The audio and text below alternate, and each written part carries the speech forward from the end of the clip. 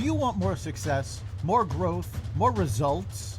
Then it's time for the Boundless Success Accelerator from the Modern Observer Group. This isn't your average coaching program. It's where top performers come to dominate. Weekly group sessions, on-demand coaching, a community that's got your back, and a power-packed library of tools to supercharge your business and career. No more excuses, no more waiting. Get in, level up, and start building the life you've been dreaming about. Visit us at modernobserver.com/boundless success to join today. Let's get you to the next level. We're here because the news is being distorted. We're here because people are being inundated with misinformation on social media. We're here because people are being judged guilty until proven innocent. We are fighting back with facts. This is not a safe zone, so buckle up, Buttercup. This is the raw, naked truth.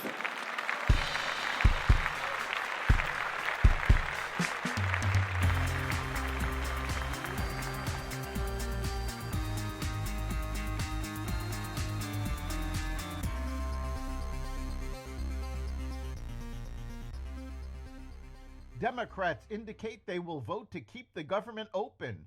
Trade wars heating up, a shaky peace deal for Ukraine, and more. Welcome to the Raw Naked Truth. I'm your host, Eric Lopkin, and here's the news you need to know. Senate Minority Leader Chuck Schumer says he will vote to keep the government open, warning that a shutdown has worse consequences for Americans and would only empower President Trump and Elon Musk further. I believe it is my job to make the best choice for the country to minimize the harms to the American people.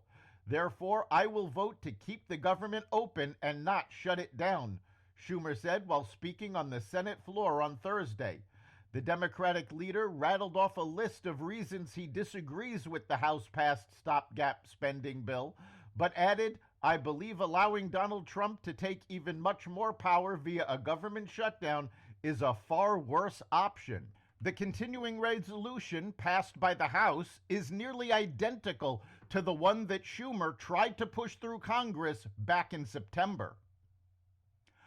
President Trump on Thursday threatened to impose a 200% tariff on alcohol products from France and other European countries. The tariff threat comes after the European Union plans to move ahead with a tariff on American whiskey.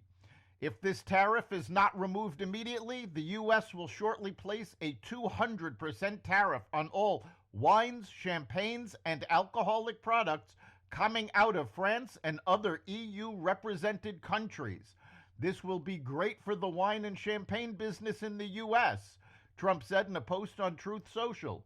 The president's threat comes after the European Commission on Wednesday said it will impose counter tariffs on 26 billion euros, $28 billion worth of U.S. goods exports in response to Trump's 25% tariffs on steel and aluminum imports.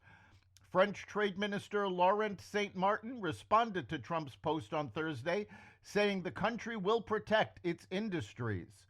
Currently, the United States does not import steel or aluminum from the EU, and thus the EU would have been immune from those tariffs. The Israeli Defense Forces said on Wednesday that Hamas sent a 4-year-old Palestinian boy to one of its outposts.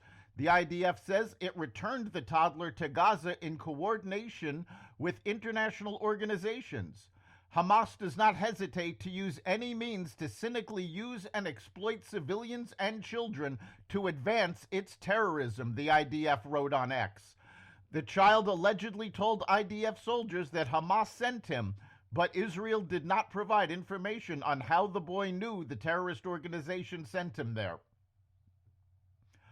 Russian leader Vladimir Putin was unclear on if he would accept the terms of a U.S.-backed ceasefire in Ukraine.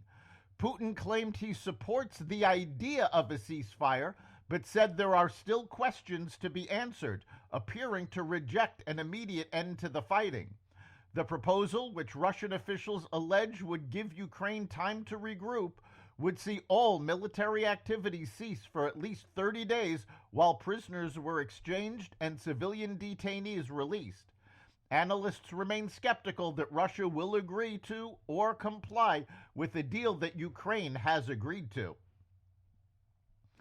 A federal judge in San Francisco, William J. Alsup, ruled that 6 federal agencies, the Departments of Treasury, Veterans Affairs, Agriculture, Defense, Energy, and Interior, must reinstate the probationary employees who were fired as part of the Trump administration's downsizing of the government. Alsup, a Clinton appointee, called the firings a gimmick, arguing they were carried out under the pretense that the workers were poor performers.